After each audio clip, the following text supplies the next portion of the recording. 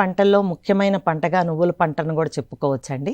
నువ్వుల పంటను తెలంగాణ రాష్ట్రంలో ఆల్మోస్ట్ 50 ఎకరాల కన్నా ఎక్కువ విస్తీర్ణంలో పండిస్తున్నారు. అది కూడా తెలంగాణలో నిర్మల్, కామారెడ్డి, నిజామాబాద్ జిల్లాల్లో ఎక్కువగా పండిస్తున్నారు. ఒకవేళ గనక మొక్కజొన్న వానాకాలంలో మొక్కజొన్న, పసుపు కనుక వేసిన తర్వాత వేరే పంటగా వేయాలంటే నువ్వుల పంటని చక్కగా సాగు చేసుకోవచ్చు. అదేవిధంగా వర్షాకాలంలో వానలు కనుక లేటుగా పడటం వలన ఒకే ఒక పంటని మాత్రమే పండించాల్సిన పరిస్థితుల్లో మాత్రం ఒక ప్రత్యామ్నాయ పంటగా నువ్వుల్ని సాగు చేసుకొనవచ్చును.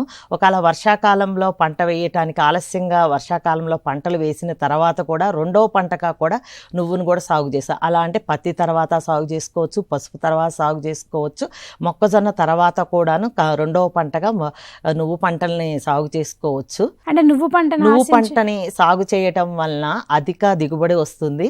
సో స్వల్ప కాల పరిమితి ఉంటుంది. ఎక్కువ నాణ్యత అంటే విత్తన నాణ్యత బాగుంటుంది. అనుకూలమైన వాతావరణ పరిస్థితులు ఉంటాయి కాబట్టి వేసవి కాలంలో నువ్వు పంటని పండించుకోవచ్చును.